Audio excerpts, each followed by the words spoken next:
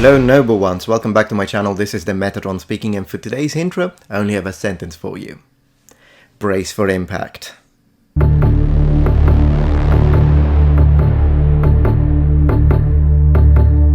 So what is the premise of this case? About a year ago I published a video titled "Were the Ancient Egyptians Black? The Truth?" The video had excellent views, and I appreciate you noble ones for giving this video the success I believe it deserved. Your trust is not misplaced. A short time after its publication, the channel Kweli Mika responded with a debunking video. There are several factors that influence whether I decide to enter a debate publicly or not. Now, he qualified because he brings forth some decent points, he's clearly educated, and he doesn't call me a racist, so Kweli Mika, I commend you for that. With that being said, he does accuse me of this. We're going to expose the lack of rigor and intellectual integrity in the research of the Metatron's video on ancient Egypt. So stop misleading people and do more research, please. I doubt that he did proper research for his video. Joke's on you, man. Joke's on you, Metatron. Which I don't take lightly.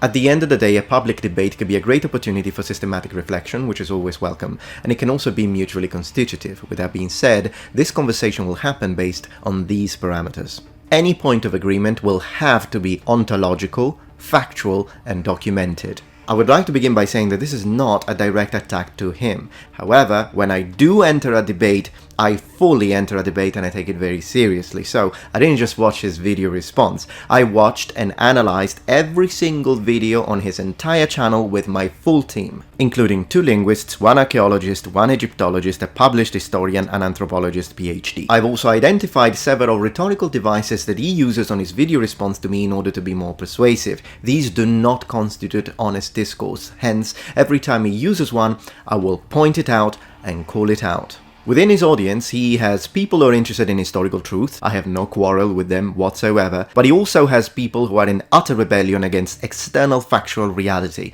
and have attacked me, personally, mostly based on me having white skin, as evidenced by the comments section of my original video. Regardless of all the attacks that I've received on my original video due to his response, I have not disabled the comment section because freedom of speech. But these are clear attempts at manipulation meant to shut down valid criticism or opposing views. This is clearly out of his control, so I encourage my subscribers to not retaliate to that. Skin tone does not matter. Let's attack arguments only, and boy, am I in full assault mode today.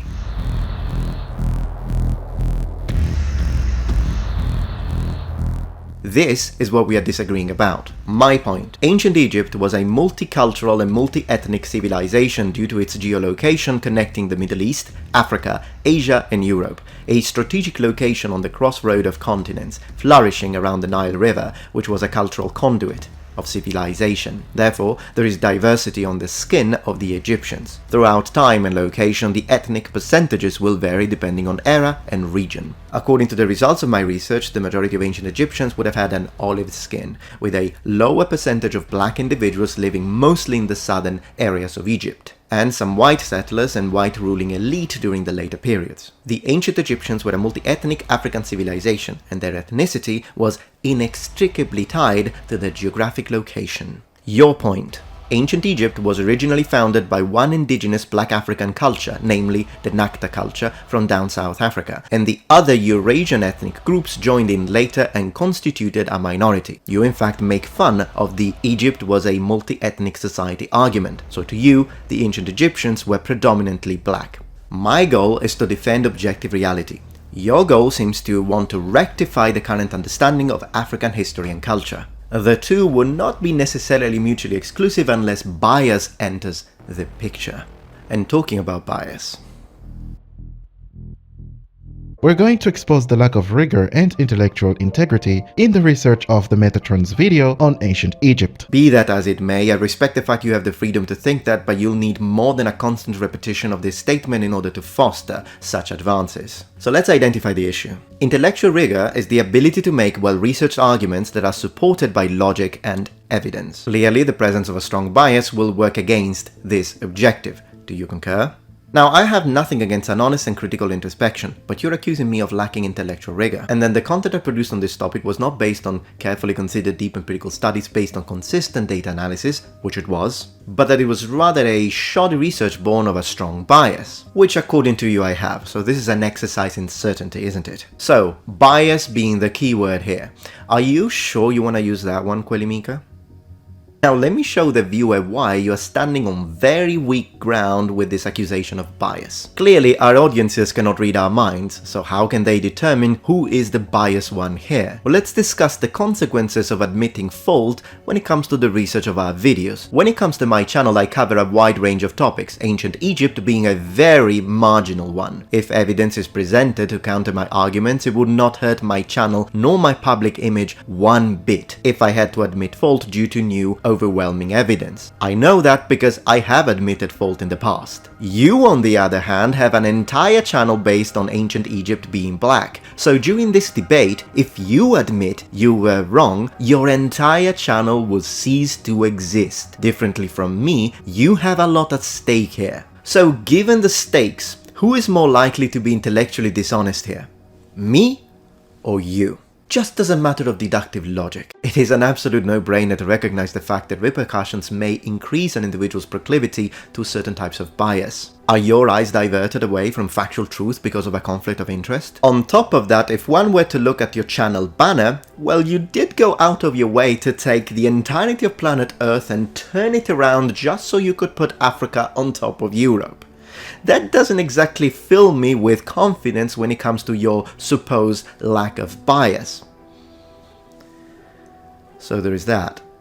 So as someone who cares about our history, the expression our history is a massive red flag for me, as I have explained on this dedicated video. With this choice of words, you seem to be claiming ethnic exclusivity over the history and culture of an entire continent just based on the color of your skin. Now, on your video, you did not call me a racist, so I'll return the favor and give you the benefit of the doubt, also because reading negative intent in an otherwise ambiguous situation is not exactly, shall we say, my style. But if you are in fact going down that road, then let me say this. Egypt faces the Mediterranean. I am Mediterranean.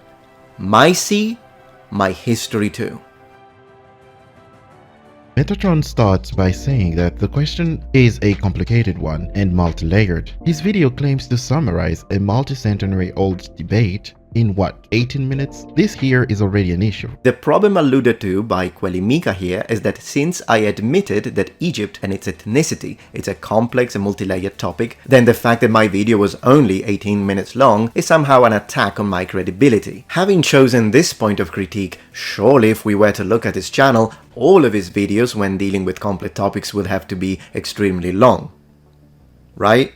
The African origins of humanity sounds like a pretty deep and multi-layered topic right there. Oh, 8 minutes and 20 seconds. African origins of astronomy, this one must be 1 hour long, right? 11 minutes 33. Was Ramses II black? 20 minutes topic? 2 minutes and 8 seconds. Are you sure you want to use that against me? 3 minutes shocking truth? This is the first deceptive indicator within your speech pattern. Called out.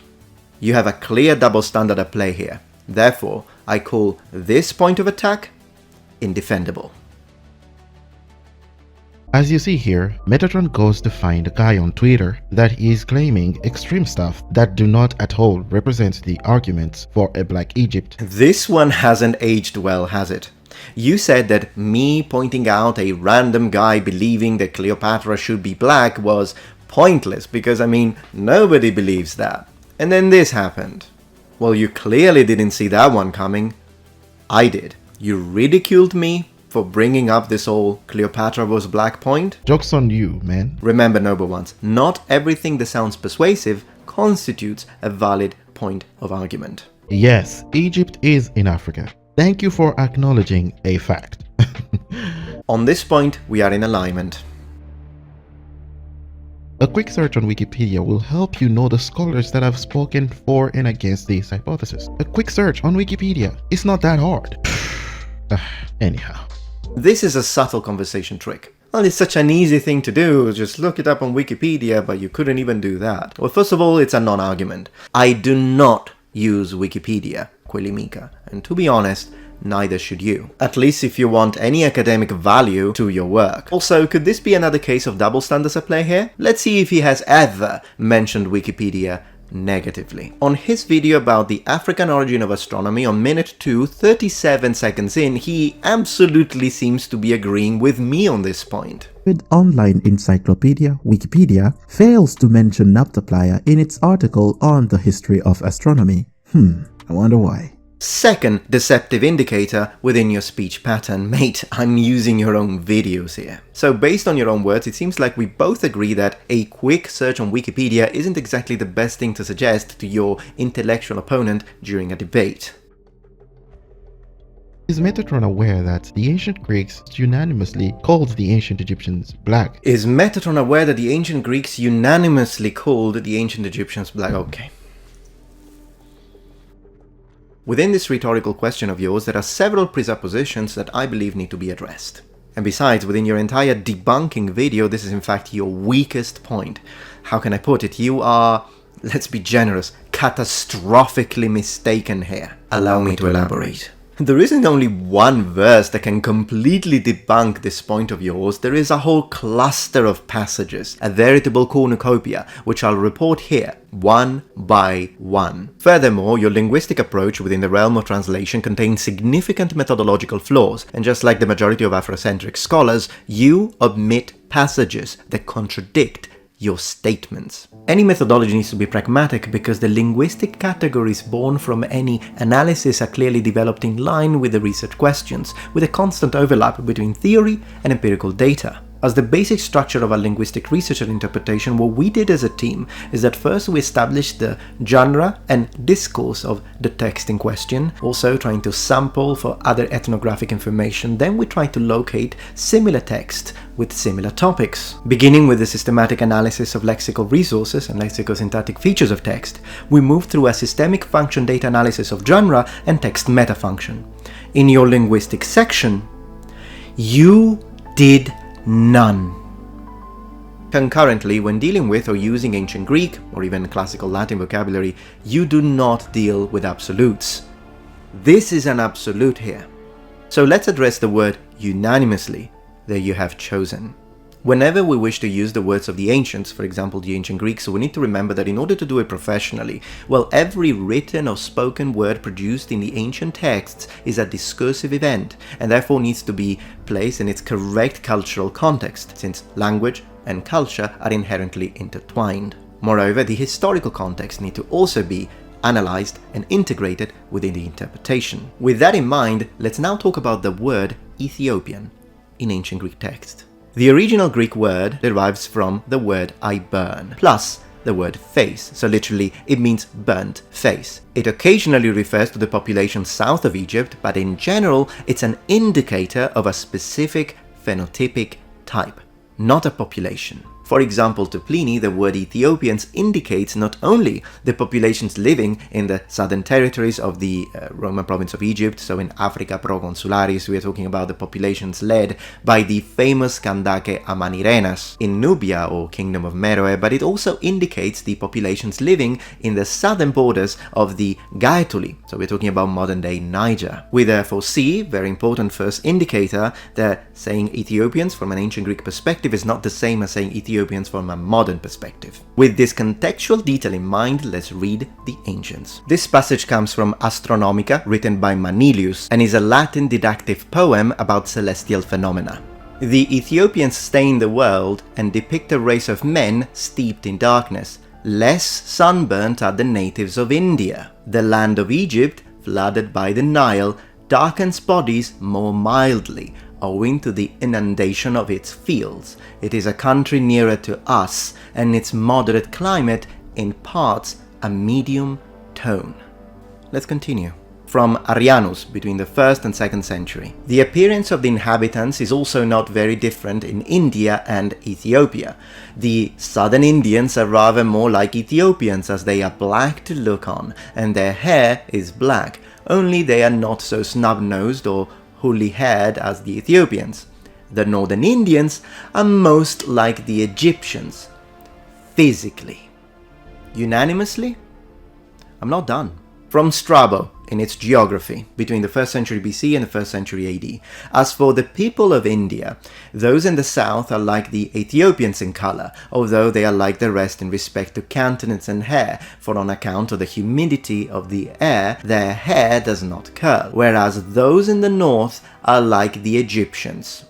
Next one. Philostratus, nicknamed the Athenian, writes, "For when he arrived at the confines of Ethiopia and Egypt, and the name of the place is Sikaminus, he came across a quantity of uncoined gold and linen. It was a marketplace to which the Ethiopians bring all the products of their country, and the Egyptians in their turn take them all away and bring to the same spot their own wares of equal value. Now the inhabitants of the marches being the bordering land between Egypt and Nubia, for context, are not yet fully black, but are half-breeds in matter of color.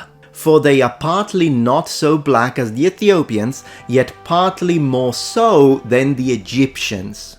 So, according to an ancient Greek, the Egyptians are the light-skinned, the Ethiopians are the black-skinned, and these inhabitants of the marches are in between. Unanimously? I'm not done. This is another ancient Greek term, often found in period sources to describe skin tone, and it's one of the favorite of Afrocentric scholars. And it is used to assert the ancient Egyptians' phenotypic type as being black. And for example, they use the words of Herodotus. In reality, anyone who even has the most basic experience in translation of the classics in ancient Greek will tell you that this term is fundamentally polysemic. And it can mean both a black skin or a darker skin as a result of tanning. So, when translating Herodotus, how do we know which one it is? This is when the discussion enters the domain of discourse analysis. Let's have a look at the passage used by Homer in the Odyssey, where this specific term is used, so we can establish a pattern. Here is when Athena brings youth back to Ulysses. We read, "Athena touched him with her golden wand. A well-washed cloak and a tunic she first of all cast about his breast, and she increased his stature and his youthful bloom. Once more he grew dark of skin, and his cheeks filled out, and a beard that was dark grew about his chin." Let's use Occam razors here. Do you think that in this case this word is specifically meaning that Athena changed Ulysses' ethnicity and turned him from a Greek into a black African? Or should we read it within the cultural context of ancient Greece and understand it or interpret it as, no, he's returning a darker complexion, a youthful tan to a man who was now old, spent most of his time indoor, and therefore his skin had become whiter? Well, considering the fact that we know that the Greeks attributed a tan to youth and a very pale skin to old age, it's no-brainer. This is just one example of the relation between language use and the wider socio-cultural structures which you do not seem to take into consideration. Ever. As mentioned by Frank Snowden, often Afrocentric scholars tend to misinterpret color words in ancient Greek in order to push a specific interpretation of the text that supports their claims. Just like Europeans before racism scarcely referred to themselves as white. Also, as a little tangent here, this idea that before racism, Europeans did not use or identify themselves as white, well, that's demonstrably wrong again. From Lucianus, we read, "If an Ethiopian who has never traveled saw people different from us, and he categorically stated in an assembly of Ethiopians that neither white men nor blonde men exist, and only black men exist, would his statement be accepted?" Just so you know, the Greeks identify themselves as white, and they consider Germanic people in the north of Europe as blonde. Therefore, the critical mind that aims to summarize the debate shall represent both sides of the arguments properly and without bias. Also, this idea of a conventional tan is a fairy tale and without bias, is a fairy tale and without bias, is a fairy tale. This is either profound ignorance on a linguistic level or a deliberate misuse. I'll take either. Also, when Diop and many others see and claim that the ancient Egyptian statues have African phenotypes, they start saying things like, Well, statues cannot be used to determine race. Yet Metatron just used the statue to determine the race of Cleopatra, and they do the same with the Greeks. Third deceptive indicator in your discourse, and this one is a full-on strawman fallacy. In other words, misquoting in an attempt to dominate the conversation. Not gonna happen. For reference, an intentionally misrepresented position is set up because it's easier to defeat than an opponent's real argument. This is a conversational trap, and we identified it immediately with the team. Because I never said that statues could not be used, so this becomes a strawman, and you make it sound as if I ascribe to that belief. In other words, you're trying to put me in what is called a logical fallacy of relevance. Namely, you want me to try and defend a point of view that I don't even hold. Nice try. Now, if you did this on purpose, it's a debacle, but once again, I'll give you the benefit of the doubt, maybe you misunderstood me. And on the topic of statues, of course I believe that statues from all cultures and all civilization can offer something that can be gleaned from, but it really is a case-by-case situation. And even ignoring the strawman section, when you try to frame it and say, well, you see, people have double standards because when it's statues of the Greeks, you use them to say, see, they're white, but when it's statues from the Egyptians, you say, that is not enough. We don't just have statues from the Greeks. We have literary descriptions, we have iconography, we have representations. They called themselves white. I wish the Egyptians called themselves black. I know you think they did, but they didn't, as we'll see on the next section.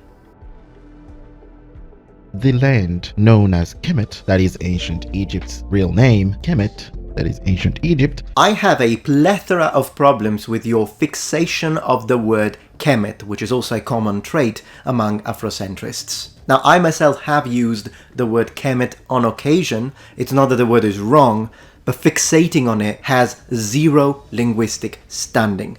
Let me elaborate. First and foremost, do you always use the correct and appropriate term for describing a nation? Do you say Japan? Wrong, it's Nihon. Do you say China? Wrong, it's Zhongguo. Do you say Germany? Wrong, it's Deutschland. Also, for reference, linguistically speaking, Ancient Egyptian is an Afro-Asiatic language, and it does not have, for as much as we understand, Southern African origins. It's Kamito-Semitic. Geographically, Asia is physically connected to Africa, which is something that people seem to forget. Also, when you say Kemet, you're using the so-called E of convention used by Egyptologists when they don't know how to vocalize consonants. But the fact that archaeologists use it doesn't mean that that's the correct way to pronounce it. They're archaeologists, not linguists. To reconstruct ancient Egyptian, we need to vocalize it through Coptic and loanwords in Hebrew and in Greek, similarly to how classical Latin has been reconstructed, and throughout the transcription of cuneiform, script of the Neo-Babylonian period, and Assyrian. Also building with the similarities of the Saïti dialect, we know that linguistically speaking, the pronunciation Kemet has no academic linguistic dignity. It clearly comes from the Coptic pronunciation Kem and Kemi in the Boairic dialect. The long air in open syllable in that specific position helps us understand that most likely in classical Egyptian we have a U in that position. So if we really want to be precise, then the correct and most likely pronunciation in ancient Egyptian, specifically in classical Egyptian,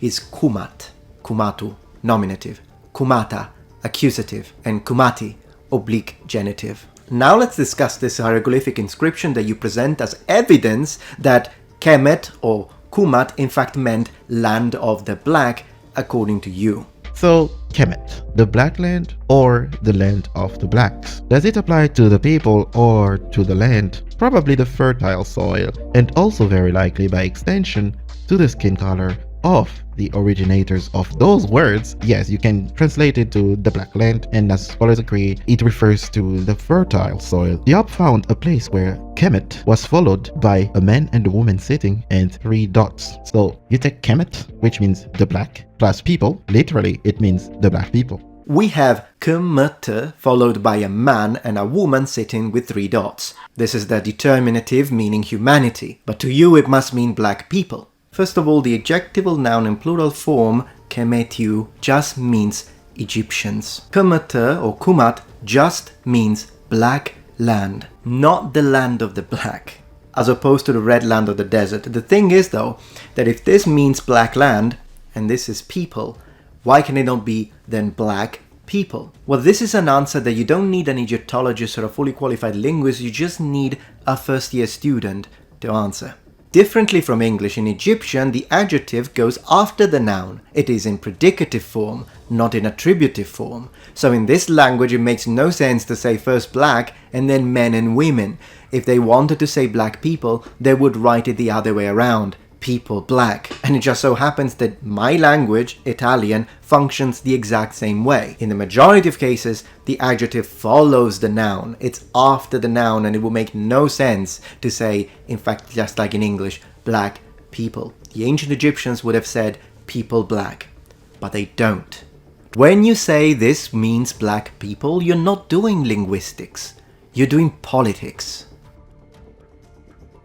We can both agree with the fact that when we look at artistic representation, men tend to have in general a darker skin tone and women tend to have a lighter skin tone. And of course there are the occasional men that have more of a yellow skin tone, but in the majority of cases we could say that those are eunuchs. So let's talk about this difference between men and women when it comes to skin tone in Egyptian art. My interpretation is the fact that it's possible that in general the population had a bit of a lighter skin tone. They weren't white, but they had a lighter skin tone, and then this skin tone becomes darker because men tend to work the fields, whereas women don't. To you, specifically, this is a fantasy. The intellectually honest answer to this is that more evidence is required to be deemed conclusive. These are theories. Since you are the one who said that it's important to evaluate and present both sides of the argument, well, you didn't. Also, I find it interesting that you say that we, people that don't agree with Afrocentric ideas, are blind. Because, I mean, you're trying so hard to prove that the word olive skin does not represent and does not work and does not match the color that we see in iconography. I'll let the people compare olive skin complexion with the skin complexion of the ancient Egyptian wall paintings and statues. They'll be the judge, provided that they have proper eyesight. So you probably have proper eyesight, so please judge properly with your eyes, not through blinkers. I would like to show you the coloration of Egyptian wall paintings and the actual coloration of olive skin that the Metatron is talking about. And then you show this to prove that they don't match. But I mean, I went over it with the Photoshop color picker. They are the exact same. Are you blind? Do you understand you just proved my point? Olive skin will match with some people and it will not match with others because some have an olive skin, some have a brown skin. That just proves that they are multi-ethnic. Also, let's look at this guy's skin, which you used on your video to demonstrate that current Egyptians have no relation whatsoever with ancient Egyptians. Let's compare his color on the Photoshop color picker with the color used in Egyptian paintings.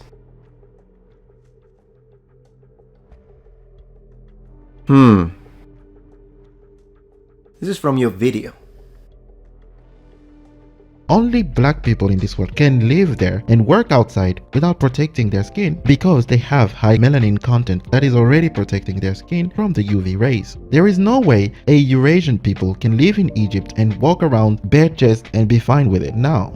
Look, an Asiatic person with no shirt on, under the sun. Also, do you realize you're talking to a Sicilian? Our farmers are Europeans and work the fields often without shirts on. This is ridiculous that only black people can survive this. And again, Sicily and Egypt have almost the same temperature. Egypt is a little hotter, I'll give you that, although it really depends on the day. Absolutely ridiculous statement. A Mediterranean is not like an Irishman.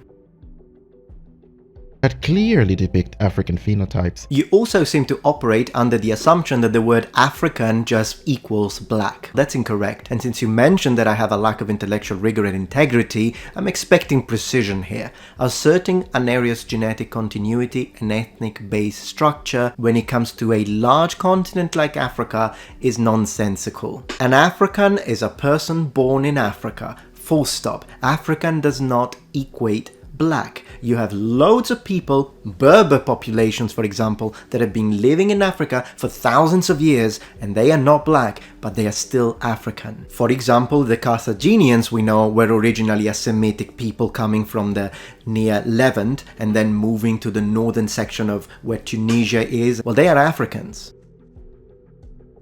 You say I deceived people when it comes to the looks of the Nubians, but by the looks of it, I'd say that you are the one who is deceiving people when it comes to what Nubians looked like, since you systematically selected and showed only images when you see both Egyptians and Nubians mixing together. You specifically chose to give more importance to a picture that shows Egyptians and Nubians together, deciding to read it as they are all Egyptians, instead of the more probable, that's a native Egyptian and that's a Nubian who lives in Egypt. And since some of these images come from tomb TT40, which belonged specifically to one of the governors of Nubia, it should not be surprising that we are looking at a more integrated, multi-ethnic section of the Egyptian territory. He also mentioned the importance of knowing what he means by black. So he then proceeds by showing a picture of actor Mahershala Ali. So Metatron seems to be playing into the blacks are only Niger-Congo people argument. Black Africans come in many shades. This one is just a cheap shot and it has no bearing on the topic or discussion at hand. But since I don't like it when my words are being misconstrued, like this guy did, let me clarify. On the original video, when I showed the picture of this actor because I had just finished watching a movie with him, I was not doing that to supposedly indicate that, oh, that's a black person and that's it. Only people that are like from, I don't know, originally Congo would be black, and every other variety and all the different phenotypic types within Africa, well, those are not black. I never meant to say that, so it's another straw man. I was specifically responding to some academics, I can link in the video description, that are cowards, and when people ask them, so were the ancient Egyptian black or white, they say, well, they didn't have these words, black, white, they didn't have this, so they were neither, they weren't black, they weren't white, and they say, what do you mean by black? And I'm not exactly clear, so that's why I gave that specific picture as a representation of only one, obviously, type of black person. I grew up in Sicily. I could see the coasts of Africa, so trying to tell me that I don't know what a black person looks like? Extremely disingenuous. As a proof of that, here is a link to this video where I specifically discuss the phenotypic variation of black people within Africa in details. You see, African populations harbor the greatest genetic phenotypic diversity according to molecular genetics and whole genome sequence data across a broad geographic range. That's due to extensive population substructure, the largest number of population-specific alleles, and less linkage disequilibrium among the loci, together with the heritable variation in human genome. This is why Africa is an important region to study human genetic diversity due to several factors such as climate variation, diet, exposure to infectious disease, a number of demographic factors such as selection, mutation, recombination and gene conversion, which result in the above-mentioned genetic and phenotypic variation within population clusters. I mean, did you know that UNESCO organized a debate on this very subject with experts from all over the world arguing against two Africans? Guess who won that debate? It was the two Africans who were arguing that ancient Egypt was of black African origin. Did you know this? Did you do your research? I'm fully aware of that debate, and by the way, they did not win it, like you say, but I'll have to make a dedicated video because that's gonna be a long one. And talking about making more videos on this subject, Metatron, I hope you do better than this should you choose to speak on this issue again. If not, please leave this issue alone. Please leave the subject alone if you aren't willing to do the necessary research for it. I would actually prefer that you leave it alone. So that's what you tell everyone who disagrees with you? To not talk? I thought you guys were into debates. If you are so sure of your research and Afrocentrist resources, why shy away from debates and asking your opponent to not speak at all? How can you find the truth? All who disagree are simply encouraged by you not to speak. Unless the truth is not what you seek, then sure, it's better for you if your opponents don't talk. But I will. In conclusion, evidence can be compelling, situational, or insignificant. You're asking me to react and consider weak evidence as compelling, and yet you are not doing that. What methods have you implemented to believe this evidence of yours that you strongly push? It is my opinion that you simply believed it blindly because it confirms your bias. I strongly believe that there is a deep, unstated emotional concern as a guiding factor for wanting certain population to be black. But facts, the truth, don't care about feelings. So I understand these deep-seated feelings. But differently from you, to me, whether the ancient Egyptians were black, white, olive skin, it makes zero difference. It's absolutely irrelevant. but I speak with facts, and due to all the above-mentioned documentation and research, I hereby publicly reject your debunking, and I double down. The ancient Egyptians were multi-ethnic and multicultural. Still, Welimika, thank you for your time, and thank you for your effort.